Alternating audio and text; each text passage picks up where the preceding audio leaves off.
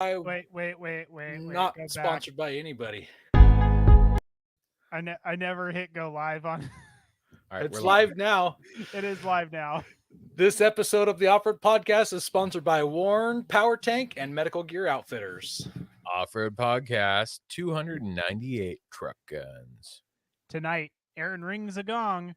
Jeremy does some window shopping, and Ben can't stop or can stop but won't stop.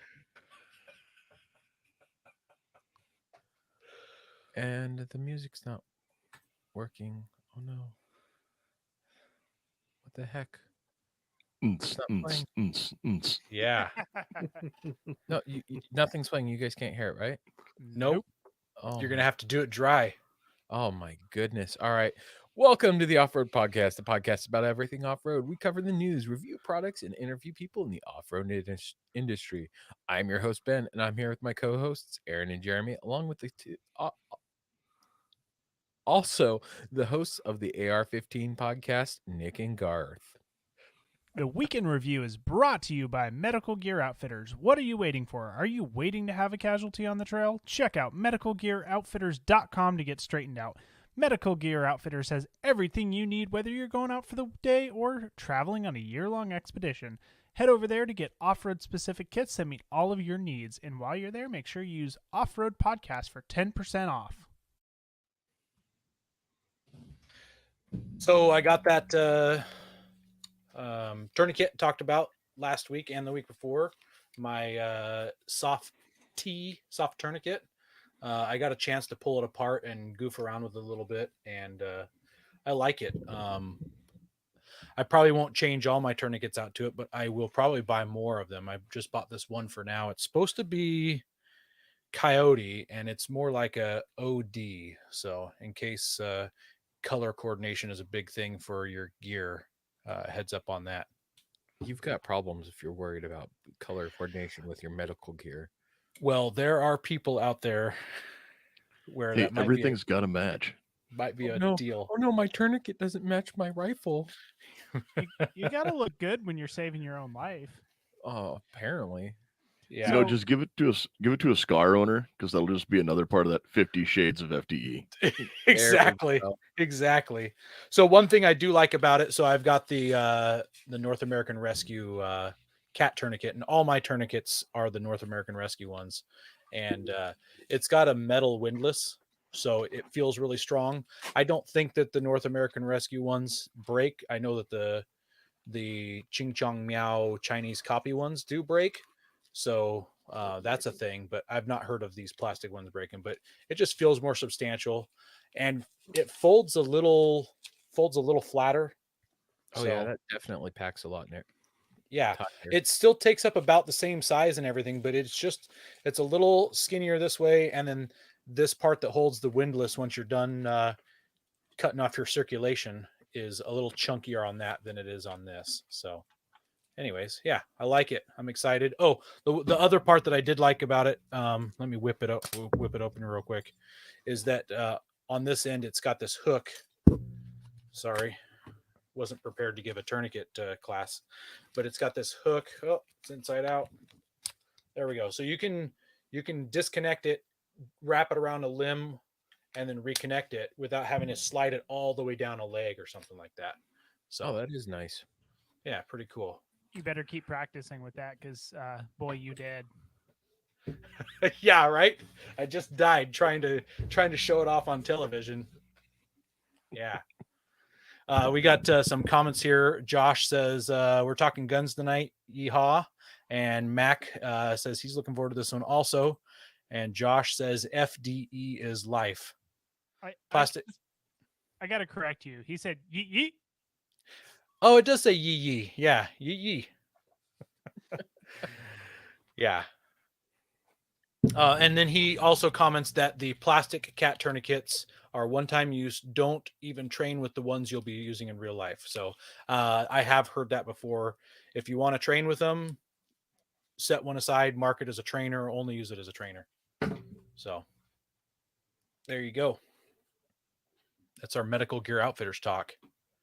So, Jeremy, what's up? Well, I've been doing a little bit of window shopping, as we said earlier. So I dug into the numbers and found out that I had saved enough for going to 40s now. So I started looking at all the stuff I needed to go to 40s. So do you think your Um, tires will show up before your axles? No, probably not. I'm thinking they won't show up. So the plan will be to probably. So I need to get the 40s mounted before I go and order the RAM, so I can make sure I get the right length. So I don't have to shim it too much or don't short stroke it. Nobody wants to short stroke. So I'll get those done, and then probably just drive it around and be super mall rated for a little bit until I can get the RAM in and get it installed. But that'll be kind of during the break-in period on the axles, so it really won't matter that much anyway. I won't be doing any off-roading until it comes in anyway. Yeah, you'll be ready for the snow trip come 2024. That's the plan. We'll see if it works out. Other than that, I really haven't done anything off-roady. I haven't really. I mean, I'm pretty much just waiting on axles to show up. So there's not much I can advance on the rig at the moment. And still no ship date yet. They're supposed to ship on the 31st. All right, 2 So, days. so that's like it's been pushed out a month total so far. Like Delay. 2 months. The original ship date was like 3 months, and that put it at the probably like the second to last week in January. So we're like 2 months past the original date. Well, as someone dealing with automotive parts and that whole industry right now, please don't get too frustrated with them because that supply line is such a pain in the rear. I had a guy cuss me out over parts. No, I get it. It's just He's like, "Why don't you drive down to Portland and pick them up?" Then I'm like, "Well, here's my foot, and I can insert it in your, you know." No, I get it, and I'm trying to be gracious with everybody. Northridge has been awesome. They've been hounding Dynatrack basically twice a week for me. Oh, so I'm sure they've there's been a few other fantastic. guys too that are waiting on them. Yeah, so they've been really good, and I know Dynatrack's trying their best, but it's a little bit frustrating when because I kind of work in a little bit of customer service with project management side, but some of the concepts apply. If I'm gonna not make my original date, I'm gonna make sure I give you a date that I know I'm gonna make, and then I'm gonna end up beating that date. So the fact that it's been pushed back, 3 or 4 times now, that's the part that's really getting frustrated. I totally get why it was later than it was gonna be, but it's like don't push it back 4 times, push it back once or twice. Yeah. And I imagine it's probably some stupid piece that's missing that they can't just pick up at a hardware store. It's got to be some unique piece that they're waiting for to come in from wherever, and that person was waiting on the material to make it, and it's a pain in the butt. Yeah. I mean, it'll be here. I am surprised that no one in our group chat has done a axle stuck on a boat in the Suez Canal meme yet for Jeremy. I know, right? I feel a meme coming tonight. Yes. I will point out they are all the parts are there. They are manufacturing it in the United States, not overseas. But yeah, it's still fun. Well, they've got to ship it across, through the canal back here. So they're going to go from U.S. through Egypt back to the U.S. Yep. There is like food that is harvested in South America and shipped to China, packaged and shipped to the United States for consumption. Yeah, they don't make anything easy. It's crazy. Yeah. Well, Ben, what have you been up to? Wait, I got one more thing. Oh, well, spit it out. On my way walking to my bike this afternoon, I finally saw a Bronco out in the wild. Oh, I thought you were going to say there was a puddle of oil underneath it again. No. Was it a Bronco? Unfortunately, Sport? it was a Sport. I saw a Sport yesterday in the wild too. It still looked kind of cool, but the fact that it was a Sport really took it down quite a few pegs. Well, it's like seeing a Bronco, a couple years ago, seeing a Bronco and it being like a Bronco 2 and not like an OG Bronco. Yeah. I'm not sure. This last comment we just got is from Facebook user, so I'm not sure what feed that's coming through where it doesn't show their name. But It's probably through the Facebook group. you think that's from the Facebook group specifically? Yeah. Okay, It interesting. it says that some stuff it won't show. Gotcha. Yeah, it won't post it. So Facebook When they're groups profiles. And Okay. Mac says that Ben should build me some axles. No, thank you. No. They'll be there on time, I promise. I'm sure he's got lots of leftover parts from his builds. Yeah, I still have Jeep parts in the garage. So Yeah, there we go. We can do I have this. JK parts in the garage. Yeah, but are they Dana 60s? No. It doesn't matter. They'll Okay, be Ben Dana axles. 44 axle nut in the garage here. Yeah, I don't need that anymore. No. I'll still give it to you. Or I'll Eh, just pass it off to Mac. Well, Ben, what have you been up to? Got my brakes done. That's about it. So I got them done. I had to go to the hardware store, or not the hardware store. I had to go to the parts store 4 or 5 times total to get them done. So I got my driver's side done. Went over to the passenger side. Thought this was going to be really easy. Snapped a brake line. So I The have hard line. the hard line. So on the front brakes of my 4Runner, there's a little 6-inch piece of hard brake line that comes off the caliper, goes to the soft brake line to the hard brake line again.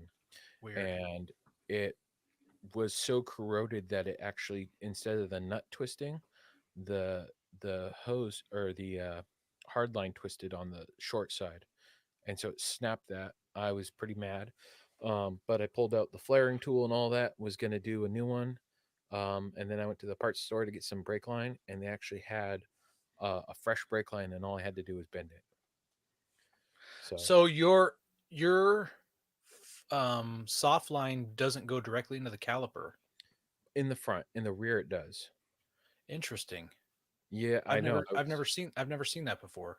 I I've just got always assumed it's hard mounted at the body, then you got a flex line that goes to the caliper, and the end. Mac there with his 2 Dana 30s equal Dana 60s, right? That's basic math. Hey, if we're running it in tandem. There you go. Yeah. Stack them. a 4-axle vehicle. So I got the got that done, and then I got the wrong caliper. So the 4Runners have 2 different size calipers. They have a 16 and a 17-inch calipers, and I had one was the wrong side, and then it was the wrong size, and then it was the wrong size again, and then they had some packaging issues. Then the final time I went there and I sat there, I'm like, I looked it over, and then I brought it home and it went on just fine. And the reason I had to get the other side, a new caliper for the other side, was because it was seized on one half of it. So yeah, that sucked. Like I stood on it with a board in between it, and it wouldn't go down. Pain in the butt, but oh well. Got that fixed, and then yeah, I've just been working on house stuff. We're in the middle of remodeling my bathroom. Not fun. Nope. I like paying people to do that work. Doing subway. Well, so I've got my uncle, and I'm helping my uncle help me. He's doing most of the work, and I'm like handing him tools and cutting stuff for him. That's what I like to do.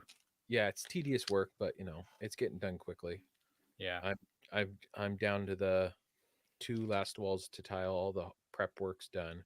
I've just got to lay tile and grout, and then I'm done. And then finish fixing I've got to get the bumper back on the 4Runner. I pulled that off to start sanding it, and it's just a mess. Because I thought you were having somebody sandblast it. I don't have time. I'm going camping. I might just throw the bumper on because I'm going camping this weekend after Easter, leaving Easter Sunday. We're just going to a state park. Take your expedition or something. No, because I'm sleeping in the rooftop tent. I'm not moving that thing. It's Oh. heavy. Go without a bumper. I mean, if you're just going to a state park, Yeah. then you don't really need a winch, right? Strap No, a 2x6 on there. I'll probably just put the bumper back on. I won't paint it. I'll just sandblast it later. She gonna get rusty. You're gonna have to do all It's that never work gonna over happen. again. Yeah. Yeah, You have to it'll do probably all never- that work all over again. Oh well, Yeah. more work. That's not an oh well. Well, I need to go camping. No. That is true. Just drive it without the bumper. Yeah. It'll get better airflow to your brakes, so they won't get so hot like you like it. Totally. What about you, Aaron? What's new, man? I've done nothing off road. I haven't touched that Nissan Titan. I did today look at some long blocks on the used market, so I need to get some time to. Yeah, see, they even say this guy doesn't even know you, and he's in the comments telling you need to go camping. You don't need a bumper. So there's It's your a skate consensus. park. Yeah, Just don't run into anything. You fix those brakes, right? Yeah. Oh, and I got the EBC orange stuff brakes. I did a little Yeah. test with them and on the street. They stop better, but it might be just because I have a fully working caliper. So with all your fluid with all the brake fluid, yeah. and hard flex Braided brake lines, lines, yeah. braided brake lines. Yeah, it all adds up. So Yep. More better. Yeah, so I haven't touched the Titan or anything, and I'll get there. I've been really busy. I think I told you guys when I picked up the Titan, the truck bed came full of garbage from the previous owner. It was pretty awesome that they brought me all that trash, and so I got to load up the pickup truck this weekend with all the garbage and drive an hour and a half round trip to the dump and pay $35 to dump all that garbage. Not all of it could go in to the dump because a lot of it was like sludge in the bottom of the truck. So I brought my tractor over with our dumpster and used a shovel to clean the last of the garbage out of the truck bed. Yeah, Yeah. it was just disgusting. So yeah, so super appreciate whoever sent that truck to auction with all the garbage in the truck bed. I really wanted to spend 3 hours of my Saturday cleaning it up and paying $35 plus gas round trip to go Not to dump mention it. whatever other problems it has. Yeah. To kind of blow off some steam, I took my new P320 to my pistol range. I bought a new 8-inch gong, so I got 3 of them set up. So I was doing some drills with the 3 gongs in a row. That was kind of fun. And then my dirt guys finished today, so I've got a very nice level piece of property. Actually, here we go. Here's some pictures. There's the ecology blocks all stacked up from the backside, and that back corner is gravel from the very bottom of the ecology block to almost the top of the ecology block. So that is 4 feet deep of gravel. I was out there.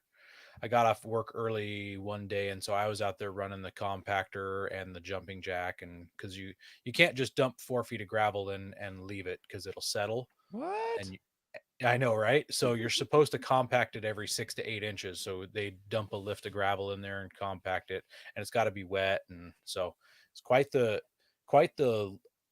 laborious event to get it done. So I know some fancy excavators have like a vibrator compactor that they can put where the bucket goes, but we're not that fancy here.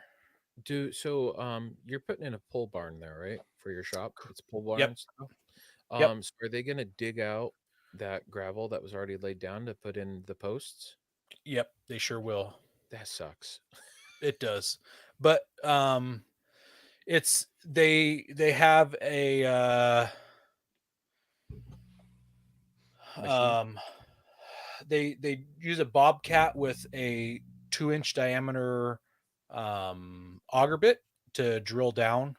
So it's all machinery. It's not like they're digging, and they don't use a bobcat. So it makes a nice cylinder getting down there. Yeah. Still sucks. Yeah, for sure. But it's just what has to happen. I couldn't have like set the post and had the dirt guy work around them. That wouldn't have have worked. So, and besides, my pole barn material is still 4 weeks out. So what was a 5-week thing is turning into Jeremy's axles. So and with that in mind, so if my material lands when it's supposed to, I've got them scheduled the end of April 29th, I think, to come out and install the poles. I'm paying someone to install the poles, and I'm going to do all the rest. That leaves me 2.5 months to build a pole barn and completely swap out the suspension in my Nissan and completely swap out the drivetrain in my Nissan before I head to Moab. So something's not going to happen. You're going to need a work party is what you're going to need. Yeah. So part of the drivetrain is that engine, right? Uh-huh.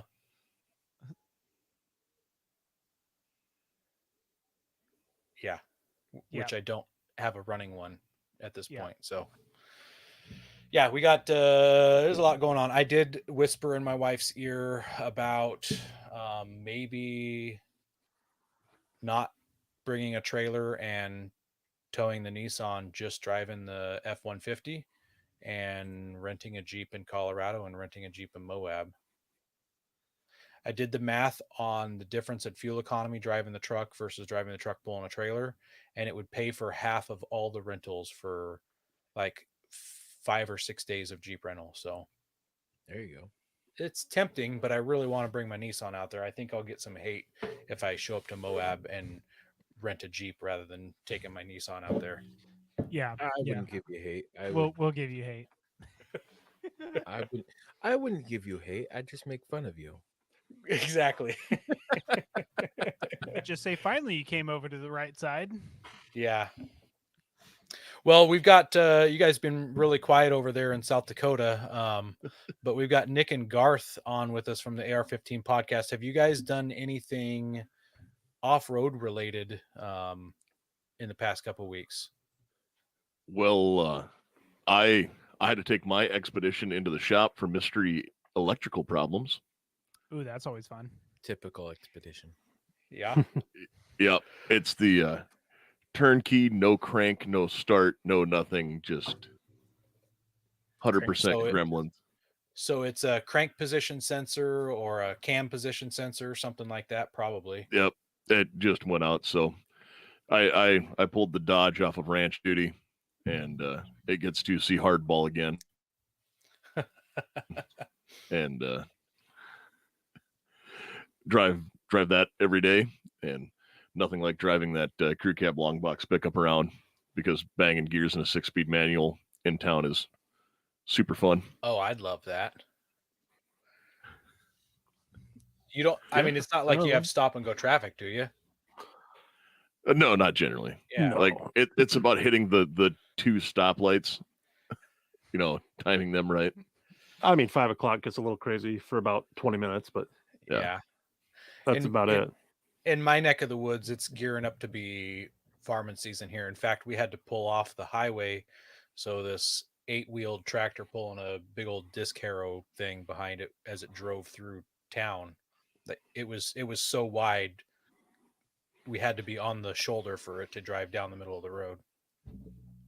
Yeah, that's more what we're going to have to deal with now. All our guys headed to the field, myself included. So we'll be taking over the road and pushing people off the road. And yeah, do what you got to do. Exactly. Where you see the tractors coming down the road with triples. Yeah. Mm-hmm. Yeah, that happens right by where I work also. There's a bunch of farm companies out there, and they're dragging 3 different implements behind them. Yep. No, that's all I've done in the world of off-roading is got mystery electrical issues. And I went, if it was something simple, I would look at doing it myself, but I'm not going to chase sensors for Sorry about that. Yeah. No, I'm not much of an off-road guy. I like the pavement. I'm looking for a new Harley right now. That's my goal in life. So looking for a new one. I thought you found one. Well, okay. Well, I found one, but it's not at the dealer. have it. He's so waiting on deliveries. I'm waiting on delivery. The fire's wrapped, but I don't know if we're going to have Black Hills Harley in like a day. So I'm going to have to go elsewhere. I don't know. Gotcha.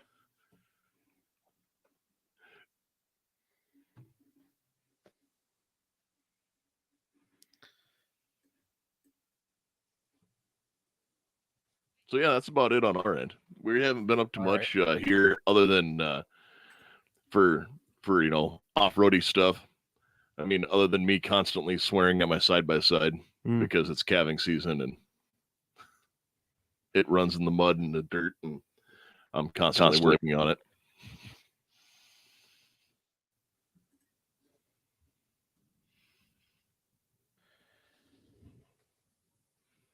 Hey guys, we're looking to reach more listeners. We're going to start reading Apple iTunes reviews on air. If you hear yours, send us a message with your address, and we'll send you an Off-Road Podcast sticker. You can find all of our social media by just searching our name. Now, go hit that subscribe button.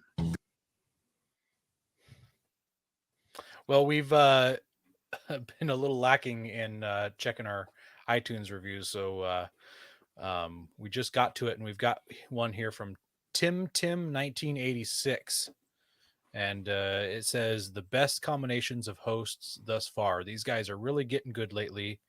And then he mentions Ben has a Forerunner and affinity for used tires. I love it. Pretty much describes Ben. Yeah. That's like half the it's half the show. Hey Ben, what happened? Yeah. My tires exploded? I don't know. Yeah. Well, Tim, give us a shout out. Well, you already gave us a shout out. Write into us at offroadpodcast@gmail.com, and we'll get some stickers headed your way. I actually just found them in the back of my drawer the other day, so I've got the stickers ready to ship out.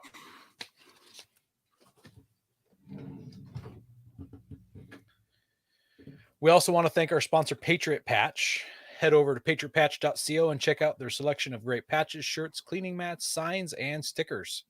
You can also join their Patch of the Month Club for $15, where you get a patch, a matching sticker, and an artist proof. Did you guys see what's coming out? I did. Thumper. I don't know if that's really what it's titled or not, but I wrote #Thumper, and Jake seemed to like that. So I'm wondering if that's what it's supposed to be or what. That's what I would call it. I hope so. I hope so too. Coloring is off for it to be Thumper, but it's Thumper. Well, maybe they didn't want to get sued by Disney. I can't blame them for that. Yeah. That could But be a problem. this one's pretty cool. I'm gonna enjoy when this one shows up. You AR15 guys have any favorite patches that you've gotten recently from them? My Little Armalite. Yes. There we go. That's a good one. I have the Tombstone one, Lowly Above All. Love that movie. Can't get enough of it. Yeah. No, yeah, the My Little Armalite one. It's one of those, aside from socialism thing, like I can get down with the IRA. It's just I'm not a communist. And if somebody squatting, Did you look up the My Little Armalite song? oh, so I've known about that for a long time. Is that you, Jeremy? Yeah, that's me. Nice. I thought I'd just do a little background music to talk about that patch too. Gotcha. Well, if we get Nick intoxicated enough, he might sing it for us. I hear he likes to sing. That happened. Known to throw a tune out or two. So Well, I feel like we should have known this before the show so we could ship something to his house. There we go. Oh, there's no shortage of that here. no. Oh look. Yeah.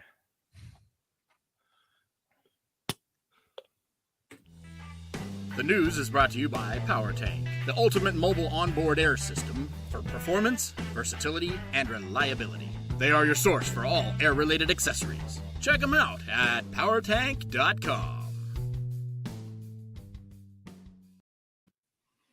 And if you had a power tank, you too could have aired up your 33-inch tire that quickly. I really like that video you put together, and Jeremy, I got to tell you, you should have been a hand model. Oh yeah, should I have? Look at those hands. Look at those hands. So our first news story here is a video out of Mother Russia, and it is it's a look inside of an engine during a cold start. So the video is really long. If you are going to check it out, start somewhere around the 7-minute mark. At least you get cut 7 minutes out of the video. I feel like they could have done this video in probably 3 minutes, but they stretched it out to like 20 some odd minutes long. So Do you remember those diff videos that Banks did? yes.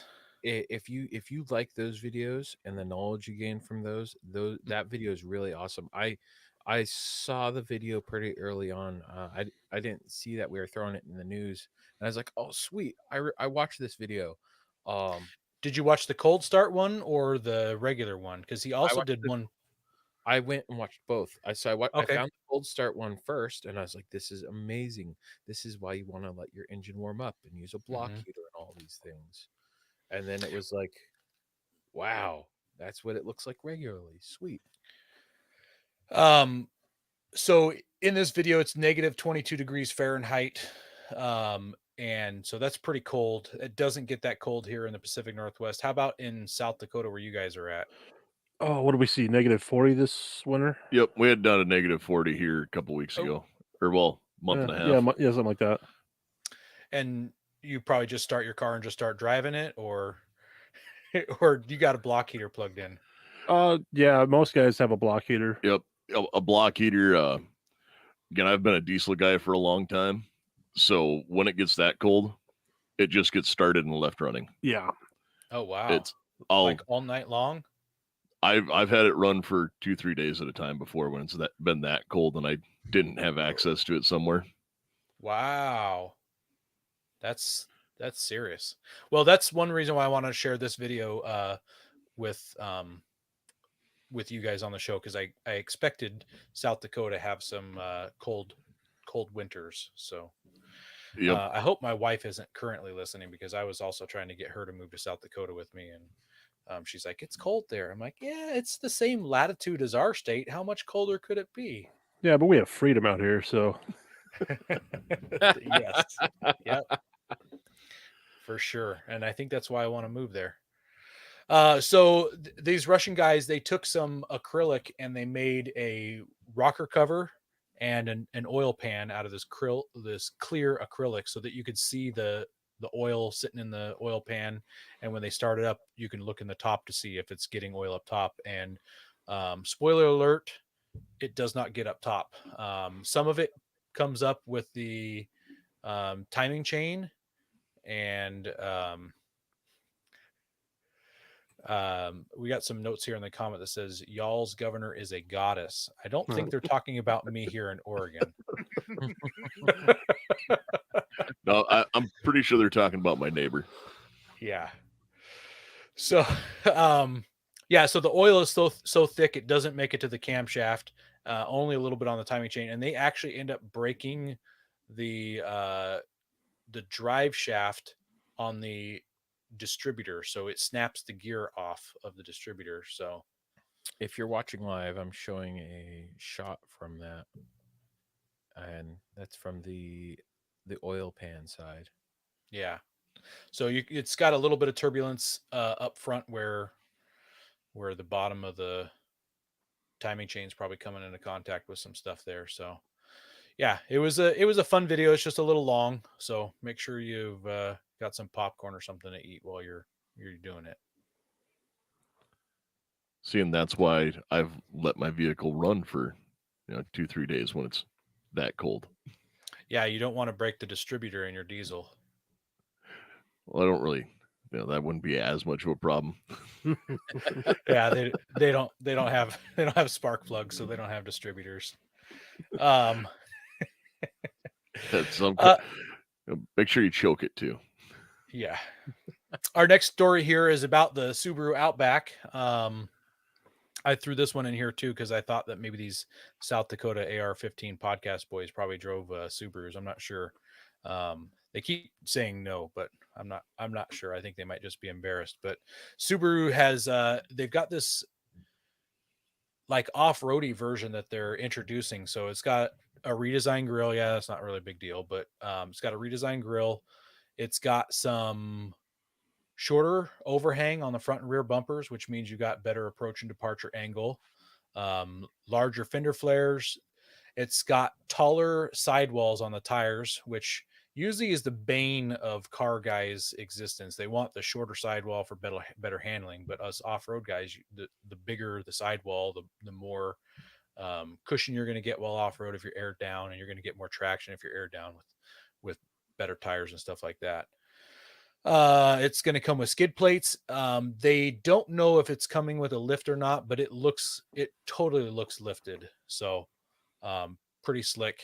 It's going to either use the 2.4 turbo or the 2.5 naturally aspirated engines that they share. And the big sad banana here is that it's coming with a CVT, because every Subaru comes with a CVT. My wife would look at that and go, "Oh, wow, a lifted minivan," and walk away. It's technically one of the last wagons available in the United States. Wagons have just kind of gone out of fashion because SUVs are the hot mommy mobile. So not much for wagons. It's one of those, if you look at it, especially with the stance it has, like if you look at a Chevrolet Equinox or something along those lines, that, I mean, even the body lines are similar. And I think that has more ground clearance. The Equinox or the Subaru? The Subaru has the larger ground clearance over the Equinox from the picture, but yep. So I had a 2005 Subaru Outback Turbo back in the day, and the turbo models were lifted just a tiny bit more so that they would fall into a truck category with the EPA to allow them to get worse fuel economy kind of thing. And I believe it was 8.7 inches of ground clearance, which is a lot for a station wagon. And I don't know any numbers off the top of my head, but I believe like the Wranglers were somewhere around 12 inches, and like Tacomas and things are around 10 inches. So it's not that far off from legit off-road vehicles. So you just put a little bit of a lift under there, because they don't have big differentials hanging down and stuff. So you can get them in places where you wouldn't think you could get them. And Subaru lifts are really easy. Yeah. So it's going to come with a hill descent and something called X mode, which is a terrain selection. And it's supposed to be around $30,000.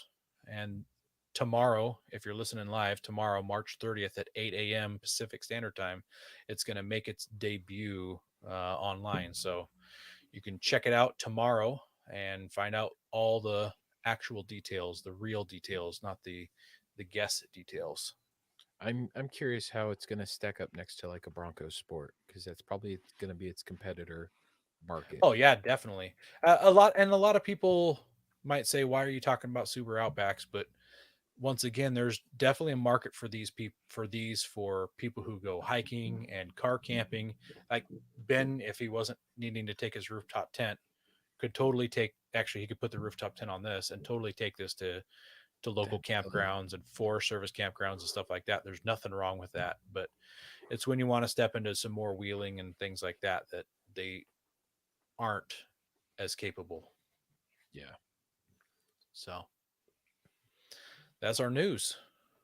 Go prepared with Warren Industries. They produced the first recreational winch in 1959 and lead the industry with their dedication to quality and reliability. When you dig yourself in deep, make sure you have the right tools to get yourself out. Get Warren equipped and go where others can't. Now, let's get ready for adventure and head into our main topic.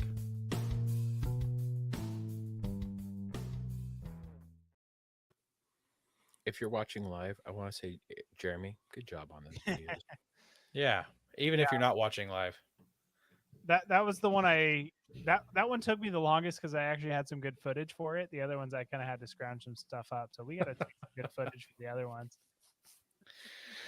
Yeah, unfortunately, most of the vehicles in that warren were me being stuck. So there was you pulling a tree out of the way, my LMTV stuck, my Nissan stuck. Yeah. And then Those things happen. yeah, they happen. Yep, they definitely do. Well, so our main topic here this week, we're talking about truck guns. So not like turret mounted full auto kind of things, although I mean we could probably do another episode on that if we can get the right host on. But no, these would be something that you would keep in your rig or have in your rig for the purpose of keeping in a rig. Yep. I mean, I know it's commonplace for us here. A lot of people, depending upon where they live, will, especially people who live in cities and stuff like that, will be like, what do you mean a truck gun? Where if you're spending any time outdoors or if you're working and living out of your vehicle, you have one that's kind of set up for that. That's easier to get around inside the vehicle. And it's there kind of always with your whatever rig your rig is.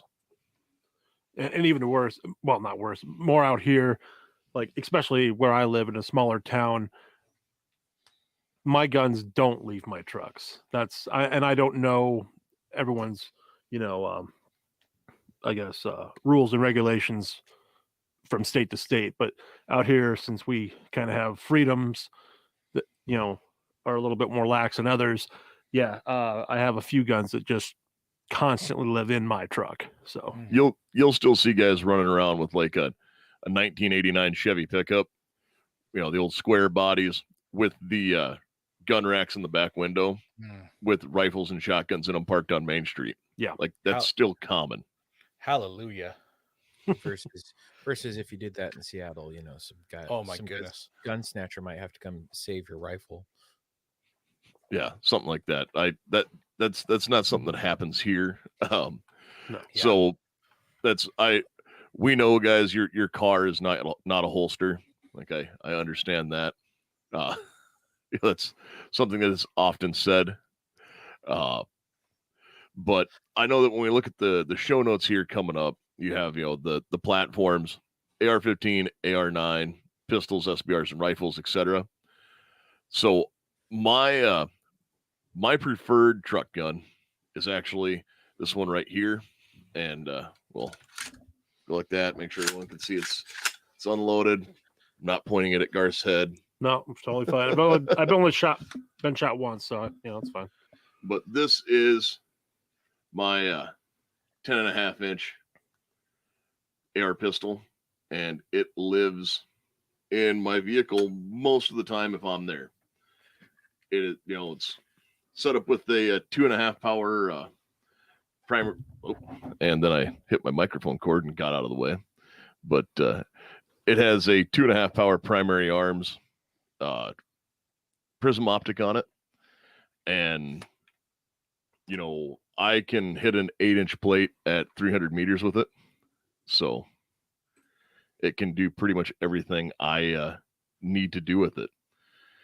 If I need to do anything beyond 300 yards for a coyote or something on the ranch, well, then I have other rifles that I can get to. But if I'm out checking cows and see something that needs to get shot, that's what it's there for. So that was actually something I should have prefaced at the beginning was what would someone use a truck gun for? So you guys are talking about having it in there so you can defend your livestock and deal with predators and things like that. Yeah, that's of course we say, it's for everything, it might be for defense, I don't want anyone to ever have to use anything in a defensive situation. No, not at all. But it's the tool is there, so it's another tool in the toolbox. I mean, I carry med kits with me everywhere I go, not because I plan on needing to use them, but in case I have to. So it's kind of the same thing with carrying a gun. It's this is here for what I have it, and this little 10.5-inch guy. I mean, it does fit in the saddlebag of the Harley. So, does that have a law folder on it or anything? No, this one doesn't. This is just an SBA 3. Okay. So it cuts down to just a shade under 26 inches. It's like 25.5 or 25.9. I think is what the total would be for length on this little 10-inch gun. Personally, with running a 223, I would what's that? I was going to say, because it's a pistol, that length doesn't matter. Correct. Being a pistol, 223 pistols, I would never run below a 10.5-inch gun. You have a tendency to start beating up your internals when you go shorter than that, and you lose a lot of velocity as it comes down. So I keep at that 10.5 or 11.5 inch on 223s. Now 300 blackout, go down to 8.5 just fine on that. But that's a caliber specific thing that, again, I've been known to go down a rabbit hole, and so let's need to do that. Let's talk about so a couple platforms, since I figured we would just talk about the AR platform since you're the AR15 podcast. Oh no, let's just go there, man. You're giving us a platform to squirrel, and we want a squirrel. So also, if you look here, this is another awesome truck gun. Oh, let me figure out how the camera works. Yep. So this is the Recover Tactical Glock brace. So this with the RMR on a small little pack, for a pack gun or something like that you throw in, because this will work with any of the Glock 19, Glock 17 size frames, including the Glock 20 and 10 millimeter. If you want to have something that'll take you down for bears or anything like that. So that you're saying that would be good for owls with bronchitis? Yes. Yeah. But you can hit steel plates at 100 yards with little to no issue with that one. And that's just another one. So I see that Max saying that AR pistols are a great platform to have in your truck gun in Washington, and you can keep it loaded in your vehicle, unlike rifles.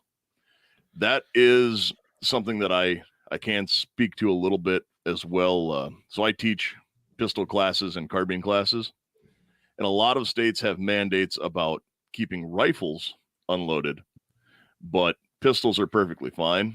So because in the eyes of the government, that 11.5-inch AR is a handgun, you can have that loaded legally. Yep. So one of the things I always thought about that is, have you ever heard of anybody having a hard time convincing the police officer of that fact? I haven't. Not out here. But that's not to say that it doesn't happen. Again, and it's one of those, we've said it before, like, we don't bash on law enforcement or anything like that. I have a lot of friends who are cops. I do law enforcement training on occasion, and I have met a lot of police officers that I have had to inform what the laws actually are, just because there are so many laws that you can't expect them all to know them. And, I know guys who know all of the laws regarding driving a four-wheeler on the roads here in South Dakota, and they can quote chapter and verse, about driving their Polaris Razor and why they can drive it down the road since it's licensed as a motorcycle. And then, that's the thing we do here.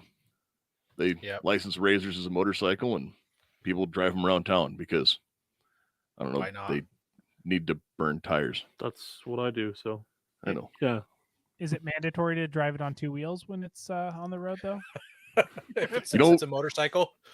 Nope. It's a four-wheeled motorcycle. Okay. All right. Well, so let's talk about size here a little bit. So so we talked about sometimes you can't have a loaded rifle in a car, but let's maybe talk about why you'd want something long, or maybe you don't want something long. Obviously SBR it can be in the middle between a rifle and a pistol in the AR platform, or it's basically an AR pistol just with an actual buttstock on it. So maybe we don't need to talk about the SBR portion, but do you want something longer because the purpose is to reach out, or do you want something shorter? Well, to clarify real quick, just for the SBR, then you're looking at issues with crossing state lines and stuff, and that just becomes a whole another pain in the ass, honestly. So Certainly. Yep, you have to file if you're going to leave the state you live in with your SBR, you have to file. It's ostensibly a Mother May I letter to the government saying like, "Hey, I'm going to take this NFA item across state lines." So you have to fill out like where you're going, when you're going to be there, and then there are also states where like an SBR is not legal to own. Like you can't have them in that state at all. So there's some inherent problems with having an SBR, especially if you're traveling. Like if you're going to go, like California obviously has a whole pile of gun issues, but we're not going to talk about that as much. Yeah. But so like going to Utah or some of those, or even coming here, because I know we have a bunch of trails that people will go out on in the hills, and they do a Jeep Jamboree, or they used to, in the Black Hills here in South Dakota. And when they would run through those, there are a lot of people who would carry that long gun with them for more protection, just because the average shooter can generally shoot a long gun better than a handgun. So it comes down to, obviously, none of your listeners would ever break the law and do something like shoot out the window of a vehicle. So the ability to miss the steering wheel as you brought it to bear out the driver's side window wouldn't be an issue for why you'd want to keep it short. Yes. Because coyotes in a pasture, we'd never shoot out of a vehicle ever. No. But nope. So that's kind of where I was hoping you'd lead the conversation. Is it shorter definitely has a benefit if you've ever tried to move something long around inside of a passenger vehicle. Length is your enemy. Yep. And that's where, again, I run almost everything suppressed. This is one of my only non-suppressed guns I shoot on a regular basis, other than some of my other, traditional handguns, because I also just got on the SIG 320 bandwagon. Nice. And you're welcome. Yeah. It is. And I can thank Garth for that. Oh yeah. Yep. I actually prefer them more than my Glocks, and that's sad to say because my Glock 17 is my primary pickup gun. So, but now, well, let's talk about caliber then. So we're gonna run something shorter. You talked about 300 blackout and 223-556 about some barrel lengths there. What are some common calibers? I listed out several, but maybe you don't think these are common, or maybe these are common and there's some more that I missed. Well, so in the calibers you have listed out, obviously AR9s, so anything in 9mm, that's a great choice. I like my personal PCC. I've shot out to 300 meters, and been able to hit an 18-inch plate with that with just a red dot. So I mean, you're still capable of doing those things, and there where you're running again in that 8 to 10 inch. Barrel length, you're getting a lot more burn than you would out of the 4-inch, out of your carry piece or something like that. So that is another great option. And then also people like it because, like, if you have one of the Sylvan Arms adapters that has the capability to go, I think they're making one with 320 now. So if you have a 320, you can actually build an AR9 that takes those mags, and then you can get the 22 round 320 mags. So you drop that in, and you have the ability to go between your handgun and your PCC and have mag interchangeability. I know Quarter Circle 10's either close to or has them out now too. Man, I just got done building up my Evo. Now to hear that there's a chassis that could take P320 mags is... Yeah, Quarter Circle 10's working on it. At least last I heard from Maria. See, this is what he does. Yeah. You think you're done building, and then he just throws something at you, and all of a sudden there's another $600-800. Or $800 or where are you coming or from? 2,000 Well, I mean, I'm not gonna go crazy here, but after all the parts. After all the parts and stuff I get done building, I usually end up with about a $600-800 AR. So yeah. Yep, and it also helps do some of this, because the fun part about that one is you can use any AR lower for it, for the Sylvan Arms adapters, because it's actually a mag release that goes into the mag well on a standard AR, because on almost all of them they have, I think there's only one I'm aware of that's different, but the where the retention pin, the takedown pin, and the two takedown pins in the front and the rear, they are the same distance even on an AR9. So you can actually slap something like, a CMMG radial delayed upper on a random lower you have laying around and just put the adapter in. My goodness, this episode is getting expensive. I really hope my wife didn't tune into this one, because she tunes in at random. So what's your guys' take on 5.7 by 39? Spicy 22 Magnum. Yeah. I love it.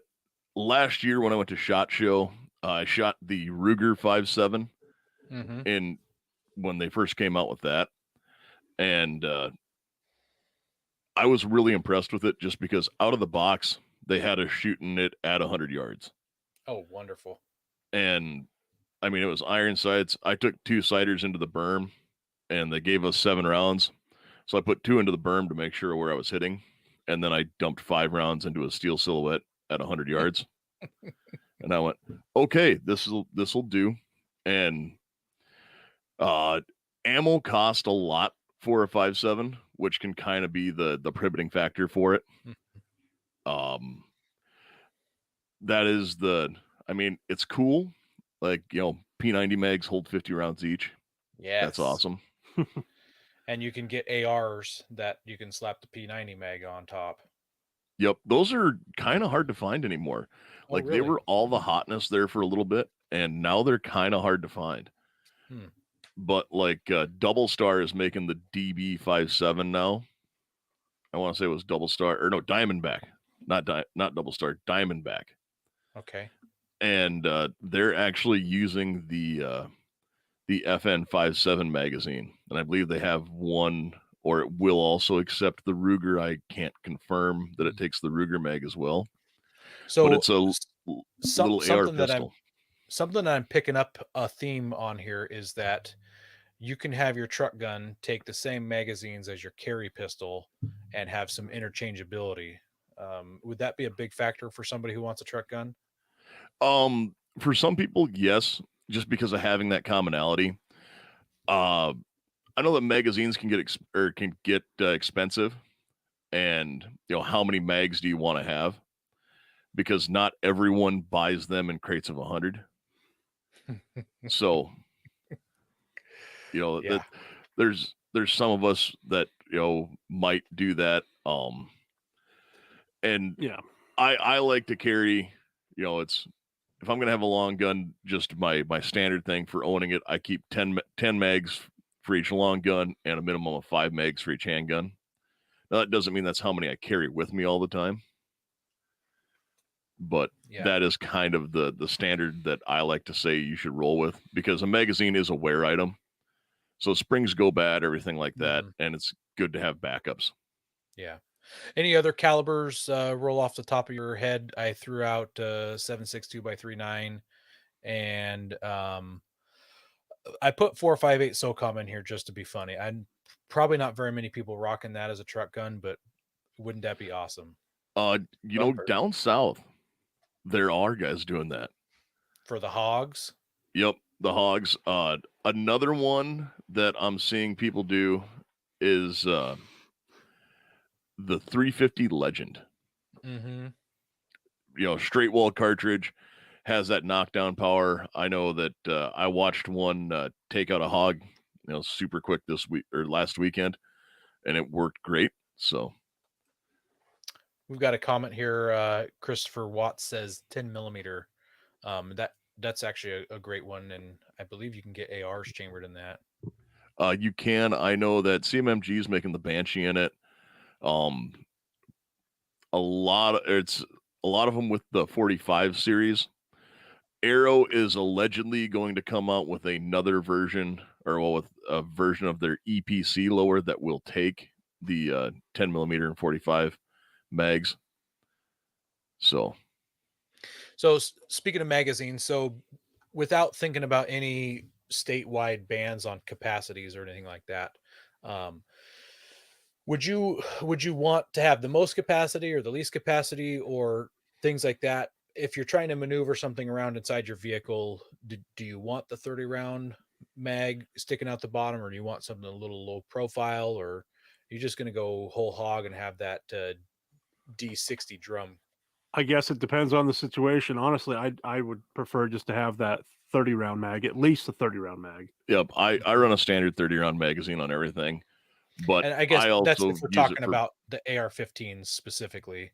Yep, and well, even for like that little Glock that I showed you earlier, I run a 33 round mag for it. Yeah, that's just kind of what I run for anything that's a going to be in that truck gun vein would be something with that more capacity, because if I was only going to carry 10 rounds for it, why wouldn't I just pull out my 365? That's a good point, other than stability. So okay, yeah. And then you mentioned that you don't go anywhere without carrying 50 magazines with you. Besides you, what's the average person? What do you think someone should throw in their truck gun stash? So this is one will come up here in a little bit. I know that we talked about some storage stuff. Can we get it? Grab yours. We'll do that now. Garth brought in, he pulled the headrest off. He and I both run these, and this is called the drive-by kit from RE Factor Tactical. Oh, look at that. Yeah. So great.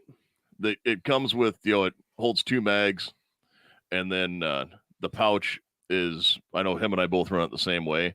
You run a full med kit in it, and then you pull the red lever here, or the red adapter that's woven through the molly that's on the back of the headrest. Okay. And that drops this bag free. So you have a blowout kit, first aid kit, tool kit, whatever you need, that you just pull that red strap out, and then that'll clip to a belt loop or anything else if you have any other sort of harness on. So if you're doing that, and what should you keep in? I would say probably a minimum of 3 mags. Like, your standard loadout for a U.S. service member is generally 7 mags, 7 to 8, depending upon how command is looking. And so, when you're running with 6 mags in your plate carrier and 1 in the gun, and you've got all this extra stuff on, I mean, we're not talking about anybody being in the Battle of Basra. So having 2 to 3 mags in your vehicle is more than enough for most situations any civilian would encounter, here at home. All right. So let's talk about some optics here real quick. So I wrote down the I think that's the only types you can have: iron sights, a regular scope, a red dot style, and an LPVO style. Yep. So, like, Garth, you really love the LPVOs. I do. Absolutely. We got turned on to a company called Swamp Fox Optics, and oh man, just the clarity of the glass that these things have are outstanding, and the price point on them is reasonable, like really reasonable, actually. So yeah, this is actually what I run here. I run a full AR kit in my pickup, just because I don't know what I'm going to encounter, and it's mostly because I'm on the farm. I mean, we have lions out here now, so that's just really great for me. And for $25, I can get a landowner tag. So if I ever see one, you can guarantee that I'm going to do a mag dump to get him. When you say a lion, are you talking about like a mountain lion? Yeah, cougar? I'm talking about mountain lion. Yep. Okay. I didn't think that there were like lions. It's the freaking king of the jungle out here. No. It's mountain lions or cougars. Okay. Yep. So okay. Going after. Yeah, we have those. We have those here in the cities of Portland as well. It's cougars. Yeah, but we don't pick these ones up at the bar. No, and there generally isn't a tag or a season for them either. Yep. We do have a dedicated season, but as a landowner, it's kind of a year-round season on the mountain lions. When you brought up, so we talked about LPVO. If anybody doesn't know what that is, low power variable optic. Yeah. So generally you'll see those go from 1 to 4 up to 1 to 10. And that's where you have your 1 to 4, your 1X would be considered close to what a red dot is. So you can use it for something up close and to move fast, but you can still dial up that magnification for something when you do need to, have that more precise shot or something in a little bit more distance. Is that like a first focal plane? No, there are a couple first focal plane ones. I have a 1 to 8 first focal plane. I know Vortex started making a 1 to 10, but realistically, inside of 1,000 meters, a second focal plane is just fine. It's just you need to know that with any of those BDC scopes or anything that has it, wherever your straturation marks are on your optic, they'll only be true to either what mil or MOA at 1 magnification. So it's not good. It's good at like 10x or 8x. Or having those things. That's one of those things you need to look at. And I see one here. We just had a comment pop up about the 1894 lever action in a Model 10. You can't go wrong with a good lever gun. I mean, no. I have my 30-30 in the safe, but I carry an AR because I beat the hell out of my truck gun. That's a really good point. Something we didn't talk about is that if you're keeping a gun in a truck, it definitely can get beat up and stuff dumped on it, and you want it to be robust, and you also want to not be too concerned about it. Like, it's not an heirloom piece necessarily that you want to keep pristine. It's not a safe queen. Correct. That's when you said rust, that is one of the things that people kind of forget about the most. And having the problem, what I run into here is seeing guys who will have the guns they kept in the truck, like specifically shotguns. Guy's got his 870 that he's kept behind the seat of his pickup since he bought it when he was in high school, and they pull it out to shoot some pheasants or something every now and then you look at it and it is just bright orange all the way through because of 20 years of condensation from getting cold and then hot and cold and then hot. Well, like that Mark III you bought off auction. That was I bought a Ruger Ruger Mark II off of a sheriff's sale, and it was one that had legitimately rode around on the floor of a farm pickup, and the whole thing was covered in rust. Wow. I had to take it all apart, break everything down, Cerakoted it, and then got everything fixed up so it'd run again. And primary arms PLX 1 to 8. So I love the ACSS reticle. I know some people don't like it, like this guy, but I am a fan of it. And after I figured out how to work it, I do really enjoy running that. The reticle kind of speaks for itself for doing aiming points if you have to for holdovers. Sorry, I caught that one from the comment there. So yeah, no, that's all right. And Craig is asking 458 SOCOM. I'm not sure if he didn't hear us talk about it earlier, like we mentioned as a caliber, or if he's questioning it as a caliber, but so it is one of the big thumpers. 458 SOCOM, 450 Bushmaster, and then 500 or 50 Beowulf is the other one. Yeah. And what they did was they just said, hey, let's see how big of a pill we can fit out of an AR. So they're shooting, 45s and 50 caliber bullets. Yeah, they're major thumping cartridges. I know Craig, and I've held his 458 SOCOM. We haven't got to shoot it together yet. It's a nice rifle. Very cool. They're a lot of fun. I mean, anything that goes super boom generally is. Yes. Yeah. I've So, shot 458 SOCOM, and they're nice to shoot. So we talked about the LPVO. A scope would be kind of the same as an LPVO, except it's going to be not Generally a have little the higher ability to- magnification. Yep, it's not going to have the ability to go down to a 1 power usually. Yep. The most common, like the tried and true one that everybody's seen is the 3-9. Mhm. You know, it's the 3-9 that everybody had on their deer rifle. You know, oh, yep, we got a good scope on her here. Like you'll Yeah. see some 2-7s or 2-10s, things of those nature, and then obviously it goes up from there. Like, you know, my 5-24, I have on one of my 308s, and Mhm. That's like We're- what I've got on my 6.5. yep, we're going to be using that for more long range applications. Yeah. So a scope might not necessarily be ideal. And then red dots is the opposite of a scope. It's just one magnification unless you have a magnifier or a prism style. Yep, and red dots are great. I have a slight issue with them just because I have astigmatism. So much like Jeremy from We Like Shooting, they look like Africa to me. And I did not realize that everyone else had it. And where are the high points at? At the bottom of the river. But no, so running running a red dot is great. One thing you do have to keep in mind when you're running a red dot is spare batteries. Mhm.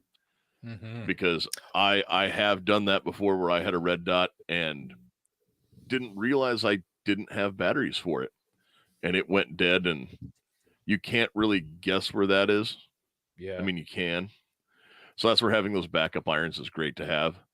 Yeah. And so that's That's one part of the thing I reason- love about the LPVO, at least the one I have, is that without batteries, it still operates. Absolutely. Yep, and that's the reason why I run a prism on this particular one, is it's just 2.5 power, so it's not a lot of magnification. I can still do pretty much everything with it. You know, that again comes from shooting on the competitive military side, where I've done a lot of shooting through an ACOG, and they're a great optic for certain situations, but a terrible optic for every situation. Yeah, I run a red dot on my AR, and I've got backup irons, but I also run it in an absolute co-witness. So if my battery dies, boom, there I go. I've still got iron sights. Just gotta flip them up, and they're no moving stuff around to get it to work. Yep, and that's a really great thing to have. If all you're going to do is something like that, and you're actually worried about having it be dependable in a spot where your batteries go dead, then you kind of have to run the backups. If it's just a fun range toy, then yeah, you don't have to worry about having the backup iron sights for it. So Yeah. And then there's traditionalists like Brent who must be iron sight lovers if he's rocking his Model 10 and his 1894. So yep, and there's nothing wrong with that. I mean, I still have iron sight guns.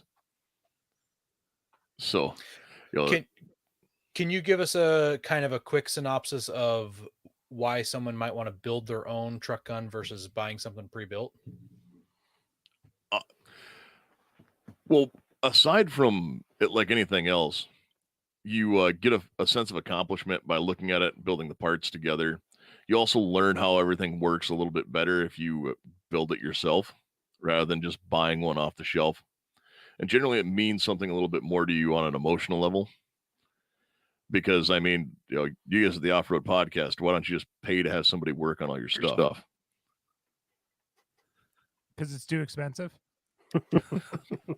I don't know how to do that. Yep, you know what I mean? That's one of those, you know, what do car guys and gun guys have in common? You know, it's that Hobbies meme are where, so expensive. You Well- don't tell your wife how much it costs. exactly. You know, there's that meme of the two guys, you know, slamming their hands together. It's car guys, gun guys, lying to our wives about how much our hobbies cost.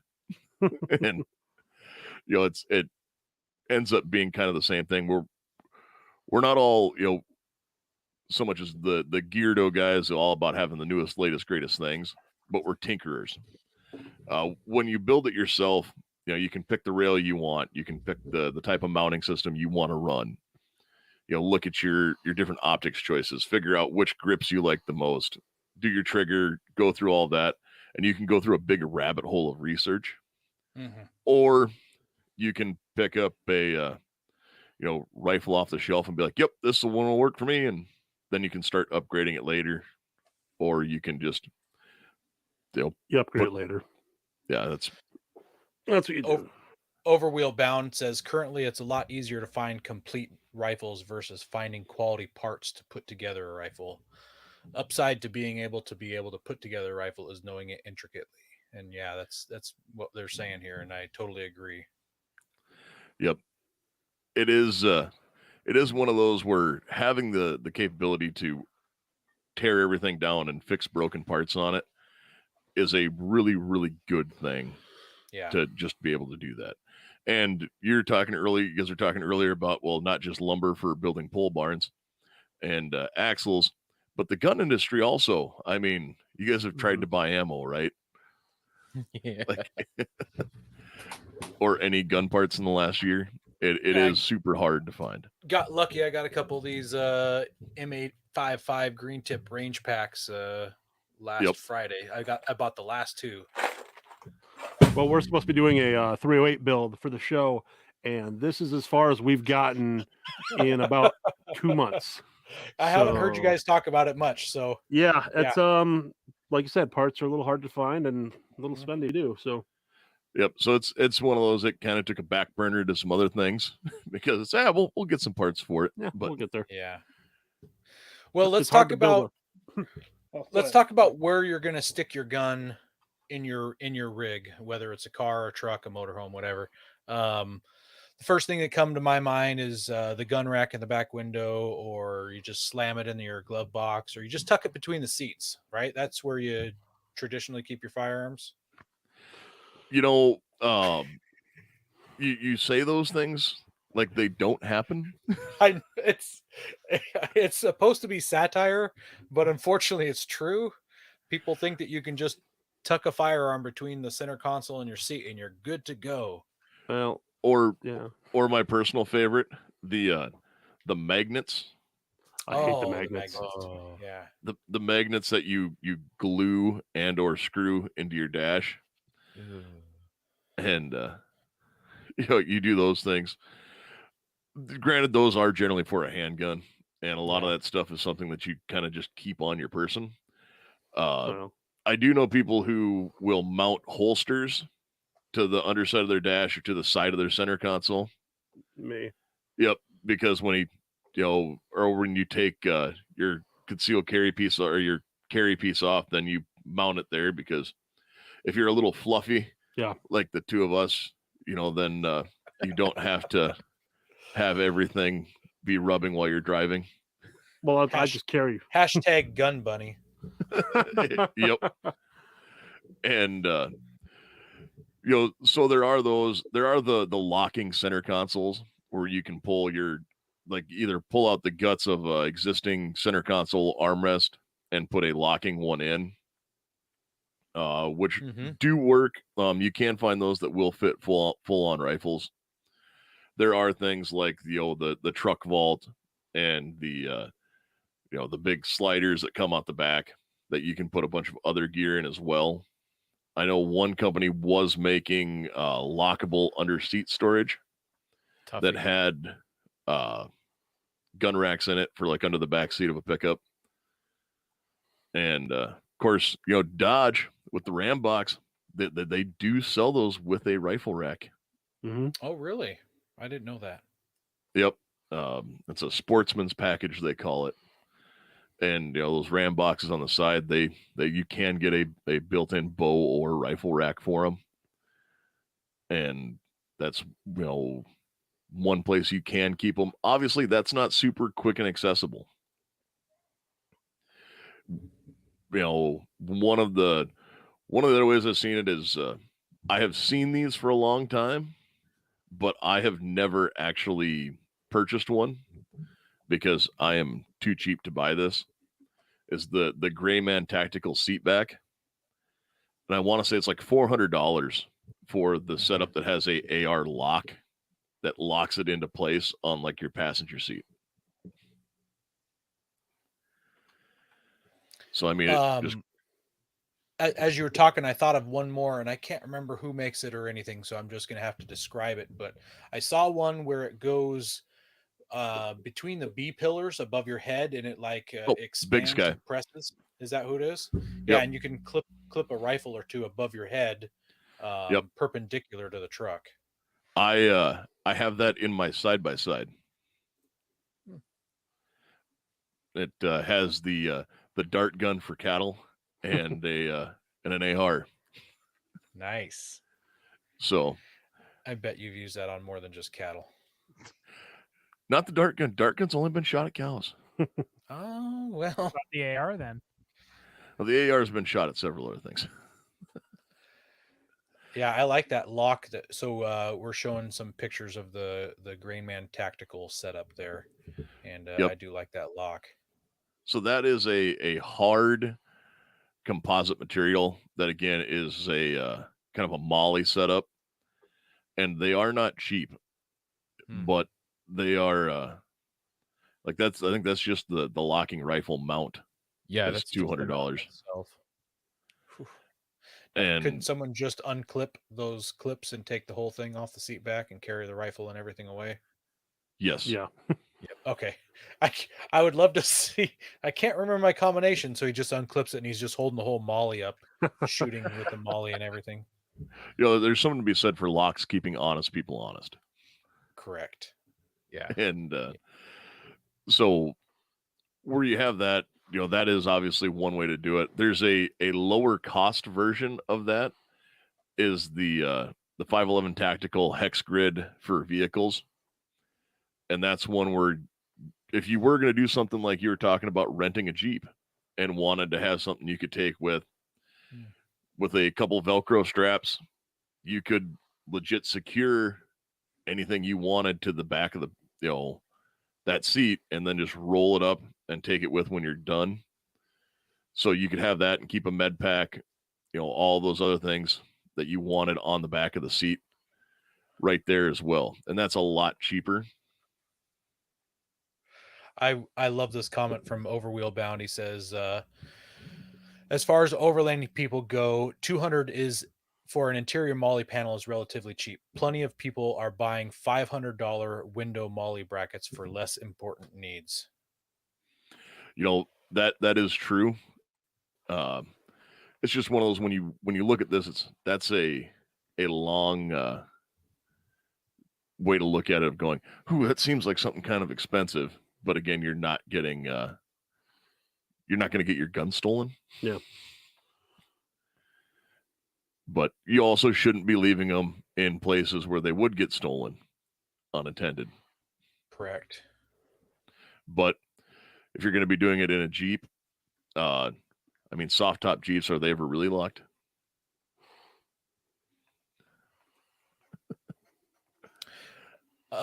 Mac is mentioning that there's a great storage option for a Jeep, the Grenadier Corp GCP1. Oh, and he says that Jeff Sykes created that. I didn't know that. We Very had cool. a talked about that. I'm not familiar with that one. Yeah, yeah. Was that before? It was a long time ago, and I was just trying to find it, and it's been since been discontinued. So yeah, it looks like it flops down. It's hinged in the rear cargo area up high. Mac has one in his back of his Jeep. Very nice. Oh, yeah. There is another company now making that. I can't remember the name of the company offhand. Oh, they called it The Loft. They were at SHOT Show. They make them primarily for law enforcement, but they had it for expeditions and explorers and all the common law enforcement vehicles. Yeah, pretty slick. And it also keeps it up out of everything as well. Mm-hmm. Yeah, you can't see it inside the vehicle as well. Yep. Yeah. Yeah.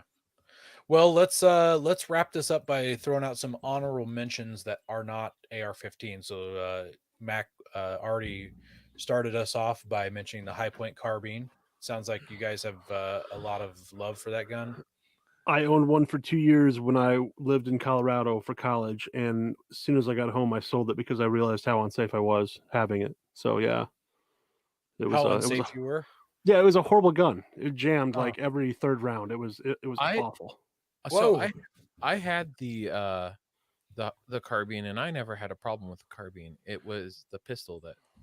Well, that's what I was. He was I talking about the pistol. Although I had a buddy with a carbine too, and it was junk as well. It was The biggest issue I've seen with the carbines comes from the stendo mags, Yeah. where they weld two of them together, and I'm not sure why we thought that was a great idea, but somebody did. Well, I think they're only single stack, right? Yep, they're only single stack, and they Yeah. only hold 10 rounds.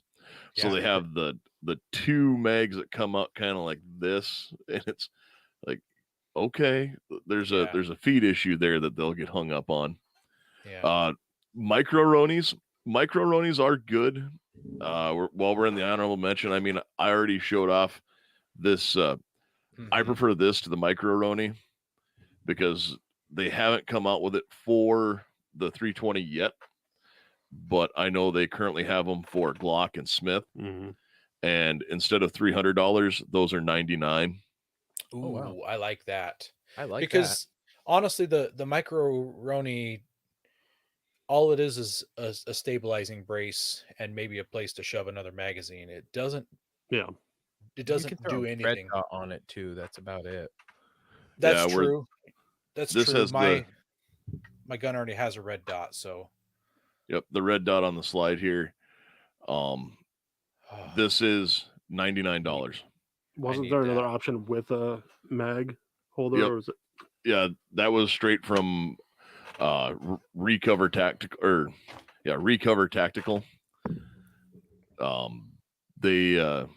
They've been producing those, and for $100, I personally would do that instead of the Roni. Yeah, you can save that extra $150 and buy some stendo mags. Yep. Beef. It's what's for dinner. I think you just made his day. Yep. I try. So I've got listed down here the Kel-Tec Sub 2K, Sub 2000. So I don't hate the Sub 2000 as much as some people do. They throw a lot of powder though. I never was a fan of that. They throw a lot of what? Powder, blowback. Oh, really? Okay. But because of how that action's designed, since it folds, especially with that, bottom side charging handle, when you have your arm cupped underneath of it, it kind of all the gas comes back and it will blow up into your face and nose. Yep, stings. Their new suppressed variant, though, the integrally suppressed one, is really nice. But that's another one of those. You buy it and then wait a year to play with it. Yeah. You did, however, mention Garth's favorite. You did. It's on there. I was just waiting. I was biding my time. So the Ruger pistol caliber carbine. That is correct. I kind of went crazy for him a little bit ago, and I now own the rifle and the charger. And the charger's actually what's going to be going into my saddlebag for this summer when I ride. I threw a Swamp Fox 1x on there, and wow, with a 33 round fun stick, I have no trouble going out to 100 yards easy. So it's a great pistol. Mine is the Scorpion Evo, so that's what I built up, and I've got a suppressor on there and a dot, and it's got a folder on it, and the 8-inch barrel, I believe, is the version that I have. So mine's a pistol, and I love it. I can shoot easily out to 100 yards as well. Yep, those Evos are really nice little guns. Yeah. And the mags are dirt cheap. I just picked up a couple more Magpul 35 round mags for $20 each. Yep. And then obviously, I know that in the comments I saw they were talking about the Flux Defense. The Flux Defense for the 320 is another chassis system. It replaces your grip module, and then it has the spring-loaded brace that comes out. And it's along the lines of the B&T, I forget what they call it, their all-service weapon, whatever. The APG, I think, or APW is what it is. Yep. Those are really cool. Yep, it's along the same line as that. Of course, they also make one for Glocks as well. So Flux Defense does. Yeah. And I mean, Post Malone used one, so take that for what it's worth. So sad you know that. Yeah. It was in the marketing stuff. Okay. All right. Well, if the price didn't turn me away, that might do it. Yep. Those are 450 bones for that one, so that's a lot. Yeah, they're definitely not a cheap option. Yeah. Oh, the B&T's the USW. Okay, yep. The something service weapon, I think is. I see Hunter put that up there. Yeah. I do like that Brent mentioned earlier the lever action, because that literally is the OG carbine from back in the day. It is, and I want to say it's almost 50 state legal too. So it doesn't really matter where you're going. It's terrible that it might not be 50 state legal. 100-year-old rifle. Yep, I know that it depends upon which one you have, because some of the like 38 or 357 take more than 10 rounds, and yeah. Michael Bain did downrange radio, and he made a lever gun out of a BLR that was a 223, and he had a variety of magazines depending upon which states he was going to, because it was a takedown carbine. It was a takedown lever gun, and he would pick which mags he was taking for which states he had to go to, because it was the only way to get a 50 state legal 223. Wow. Yeah. Well, any last honorable mentions before we move on? Oh, other honorable mentions. There's one that we should talk about that we haven't, and I know it might have been listed up here, might not have. The 1022. No, we never talked about it. A 1022 might not be the best thing in the world for self-defense, but no one wants 25 pissed off bees coming at them. Mm-hmm. And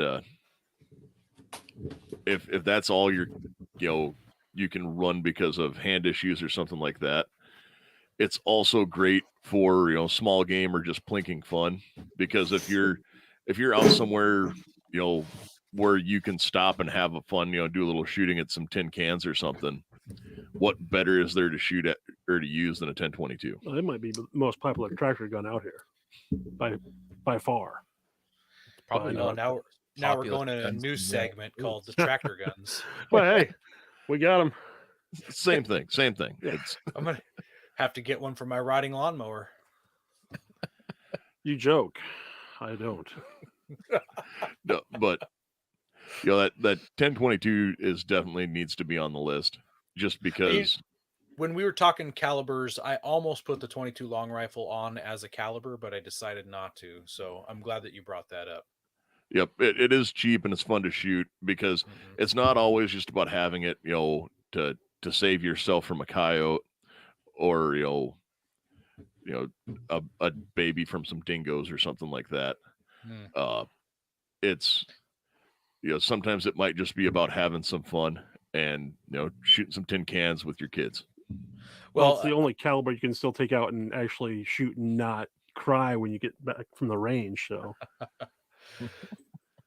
the 1022 also, a big problem where I live is these ground squirrels, and they just tear up our land, and those are open season all year long without a permit. So Those are no license, no fun nothing. to do. Yep. So That's the last thing is we can't really talk about like truck guns or anything like that without mentioning that. And of course, all of the lever action guns and stuff like that. yeah. Well, it sounds like Brent and I need to get together. Brent needs to come over and bring his collection, and we'll do some target shooting out here. Almost got it. Yeah. Well, before we go, why don't you guys tell us where people can find you and find your podcast and locate you and communicate with you and reach out to you? So our email is AR15 Podcast 2.0 at gmail.com. So AR15 Podcast 2.0 at gmail.com. AR15 Podcast on Facebook. We're on iTunes. And, we are another Firearms Radio Network show. So thanks so much for having us on. Absolutely. That was fun. Yeah, it was great to get you guys on here. So I appreciate you coming on. And we also want to thank everyone who checks us out weekly. We still have quite a few people following us after us going about a half an hour longer than we normally do. So we appreciate you sticking in there. Got a ton of comments, lots of feedback. It really makes the show flow, hearing from you guys and hearing what you think and all that stuff. So appreciate you guys. Make sure you're sharing us with your friends. Tell your coworkers about us when you go to the doctor. Don't tell the doctor about us though. We don't need them coming after us. So, but we do really appreciate you guys. And we also want to say, God bless America. Don't forget to visit Patriot Patch and join the Patch of the Month Club. Check out our Gaia affiliate link for up to 40% off. Also, don't forget to head over to Warren and Power Tank to see all of their great gear. We are a proud part of the Firearms Radio Network. Got a question or comment? Send it to us through our webpage at firearmsradio.tv or through our social media channels by searching for Off-Road Podcast. Also, you can listen to us live at overlandradio.com, Mondays at 7 p.m. Pacific. When off-road, please remember to have fun, tread lightly, be safe and courteous, and thanks for listening